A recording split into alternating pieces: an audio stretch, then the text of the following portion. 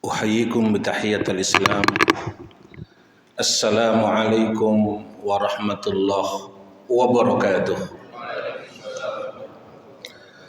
Alhamdulillahilladzi anzala as-sakinata fi qulubil mu'minin liyazdadu imanan ma'a imanihim walillahi junudus samawati wal ard wa kana Allahu aliman hakima.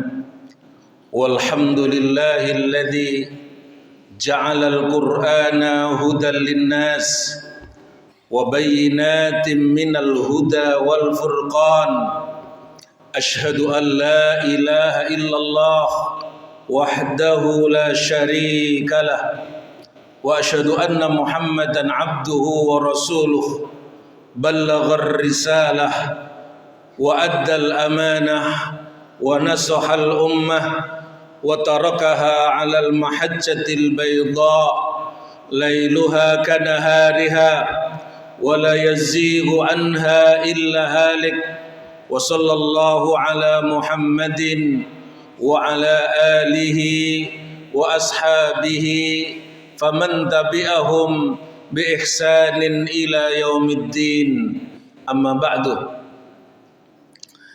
Yang pertama, sama-sama kita hormati Syekhina Al-Fadil Syekh Mahmud Ahmad Al-Misri hafidhahullahu ta'ala wa ri'ah.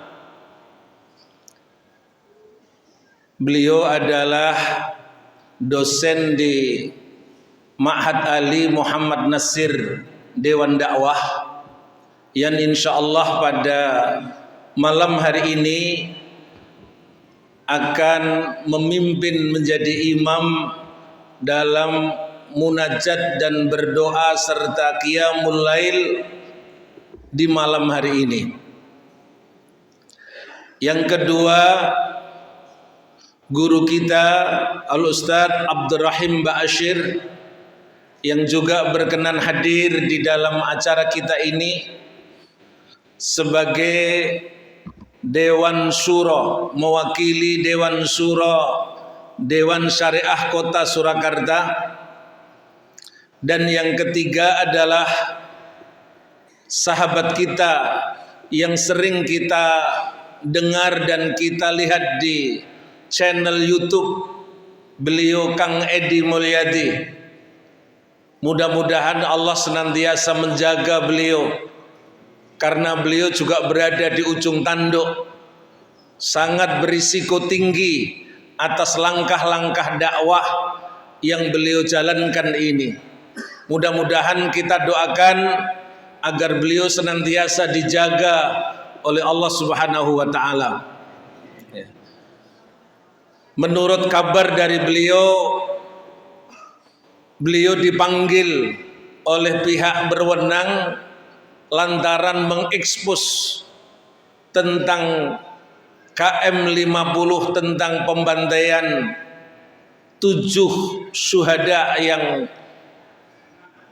6 syuhada yang kemudian menjadi pahlawan di tengah-tengah kita karena sedang mengemban amanah suci. Mudah-mudahan beliaulah yang mewakili kita untuk bisa menyingkap dan mengungkap apa yang sesungguhnya dan fakta apa yang sedang terjadi terhadap bangsa ini.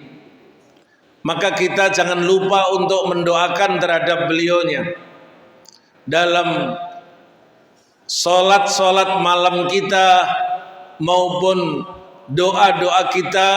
Begitu juga para mujahid dakwah yang lain yang terus gigih di dalam melakukan amar ma'ruf nahi mungkar. Tidak lupa kepada seluruh asatidzah dan para sesepuh yang hadir di dalam acara yang mulia ini, yaitu acara yang sifatnya adalah pertemuan rutin tahunan yang kita adakan dalam rangka mengkonsolidasikan umat Islam, dalam rangka mengokohkan hati di antara kita semua untuk tetap berjuang li'i'la'i kalimatillah. Betapapun sulitnya di dalam langkah-langkah dakwah yang kita lakukan ini, tapi yakinlah bahwa semua ini ketika kita bersungguh-sungguh di jalan Allah, pasti Allah Subhanahu wa ta'ala akan berkenan memberikan jalan keluar. Dan mudah-mudahan malam ini beliau Kang Edi bisa memberikan pencerahan kepada kita apa yang semestinya kita lakukan untuk kita semua. Hadirin yang dimuliakan oleh Allah Subhanahu wa ta'ala, sebelum kita mulai, alangkah baiknya saya juga mengingatkan dalam sebuah kitab yang bernama Bulughul Maram, bab salat, 2 salat Id. Ada sebuah hadis yang mengingatkan ketika Nabi datang ke Madinah, mendapati sebagian kaum muslimin mengikuti acara Nauruz, hari baru atau tahun baru. Yang kedua adalah Mahrijan, yaitu festival. Mungkin karena ketidaktahuannya di antara mereka, tapi kemudian Nabi kita melarang kepada para sahabat ini dengan seraya mengatakan, qad abdalakum bi'idaini, Allah telah mengganti untuk kalian dengan 2 Id. Apa yang terkandung ini? Maka bisa kita lihat di dalam kitab Bulughul Maram bahwa Nabi melarangnya untuk mengikuti kegiatan-kegiatan yang dimiliki oleh mereka, untuk merayakan apa yang mereka miliki ini. Apalagi ada unsur-unsur tasabbuh, ada unsur-unsur kesyirikan, ada unsur-unsur kekufuran, ada unsur hura-hura yang bisa saja dapat merusak akidah yang kita miliki. Maka Dewan Syariah Kota Surakarta berupaya untuk memberikan solusi, mengalihkan acara dengan acara bermunajat bersama, mendengarkan tausiah. Mudah-mudahan kegiatan ini jauh lebih baik untuk kita semua. Hadirin yang dimuliakan oleh Allah Subhanahu wa ta'ala,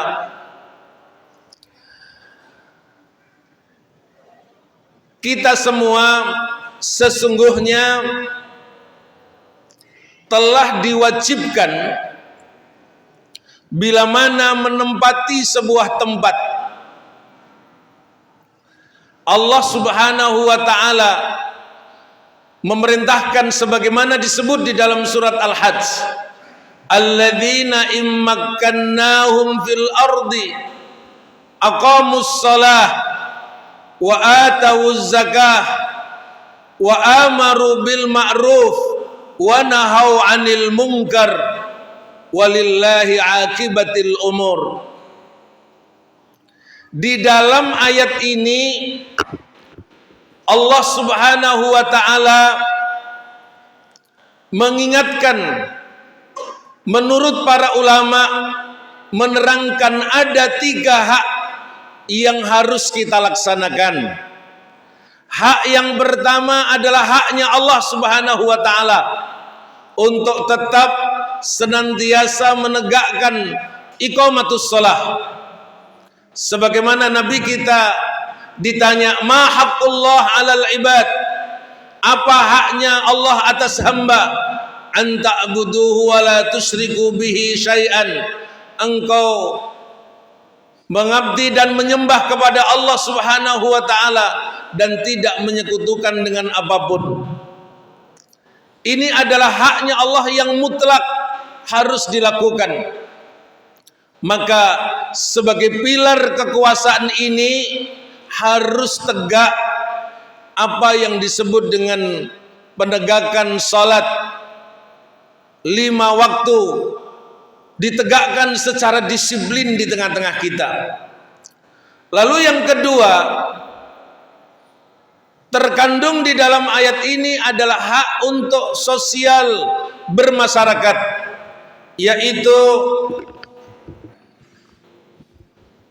kita diperintahkan untuk berzakat, berinfak, mengeluarkan harta kita, karena ini bagian dari kepedulian hidup bermasyarakat, hidup dengan orang lain yang pasti tidak mungkin kita bisa hidup kecuali bersama dengan orang lain.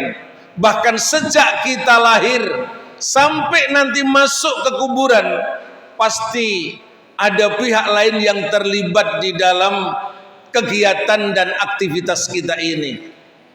Maka hak sosial ini wajib untuk kita tunaikan, wajib untuk kita jalankan di tengah kita, sekecil apapun, agar kita mendapatkan kebahagiaan.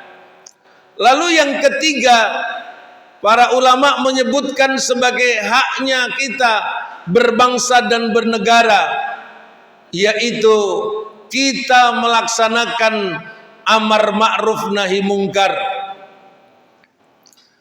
Tetaplah kita untuk menegakkan amar ma'ruf nahi mungkar, karena Rasul kita memberikan pilihan, wallahi la ta'murunna bil ma'ruf wa la tanhawunna 'anil munkar aw la yushikanna bainakumul 'adzab min qibalis sama summa tad'unahu fala yustajabu lahu. Demi Allah, kalian lebih memilih untuk tetap menegakkan amar ma'ruf nahi mungkar ini di tengah kehidupan berbangsa dan bernegara ini, ataukah engkau lebih memilih Allah mengirimkan sanksi dari langit, summa tad'unahu, pada saat itu engkau berdoa kepada Allah, fala yustajabu lahu, lalu tidak ada satupun doa yang bisa diijabahi. Maka hadirin yang dimuliakan oleh Allah, dalam kesulitan apapun kita wajib tetap untuk menegakkan amar ma'ruf nahi mungkar untuk negeri yang kita tempati ini. Karena kita digambarkan oleh Rasulullah seperti hidup di dalam sebuah kapal. Manakala ada seseorang yang melobangi kapal, lalu kita biarkan kapal itu dilobangi oleh sekelompok orang, maka kita akan tenggelam dan kita akan hancur semuanya. Wa in akhadhu ma bi'aidihim, jika kita cegah kemungkaran yang mereka lakukan ini dengan cara apapun, maka sesungguhnya kita semua adalah akan najau wa najau jami'an. Mereka yang tadinya mau melakukan kejahatan selamat, dan kita pun juga akan menjadi selamat pula. Entah itu kapal yang bernama Indonesia, atau kalau kita berada di Malaysia, atau kita berada di Thailand atau di Brunei, maka kita ini menjadi satu kesatuan yang tidak bisa dipisahkan. Dan kajian kita pada malam hari ini akan meneguhkan tentang pentingnya untuk beramar ma'ruf nahi mungkar di negeri yang kita cintai ini. Di tengah kehancuran, di tengah kezaliman dan pengkhianatan yang terus-menerus terjadi baik terhadap bangsa ini dan khususnya kepada kaum muslimin. Kita khawatir sanksi Allah itu datang kepada kita. Qul huwal qadiru ala ayyab'asa 'alaikum iqaban min fawqikum aw min tahti arjulikum. Katakanlah, Allah itu maha mampu untuk menurunkan sanksi dari atas atau dari bawah kaki kita atau dari arah yang lain. Aw yalbisakum syi'a, dijadikan kita berkelompok-kelompok. Wa yudhiqa ba'dahum ba'sa ba'din, kita satu dengan yang lain terjadi benturan-benturan, terjadi berbagai macam perilaku perpecahan antara kita semua. Dan ini semua bisa saja menimpa kepada kita, dan rasanya kita sudah berada pada posisi ini. Maka di antara perintah untuk kita semua ini melakukan amar ma'ruf nahi mungkar ini adalah untuk tetap mendatangi penguasa, mengingatkan penguasa dalam sesulit apapun. Bahkan mungkin kita memiliki sangkaan bahwa nasihat ini tidak akan diterima. Maka hadirin yang dirahmati oleh Allah, kita perlu belajar kepada Nabi Musa alaihissalam, di mana dia diperintahkan bersama Harun, idhaba ila fir'auna innahu tagha. Wahai Musa, wahai Harun, pergilah engkau menemui Fir'aun yang begitu bengis.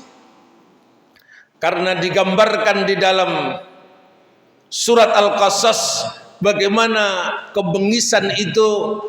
Inna fir'auna ala fil ard wa ja'ala ahlaha syi'an yastad'ifu ta'ifatan minhum yudabbihu abna'ahum wa yastahyi nisa'ahum. Jadi kekejaman yang digambarkan di dalam ayat ini, semua jenis kelamin laki-laki dibunuh dan membiarkan jenis kelamin perempuan. Begitu yang digambarkan pada kondisi yang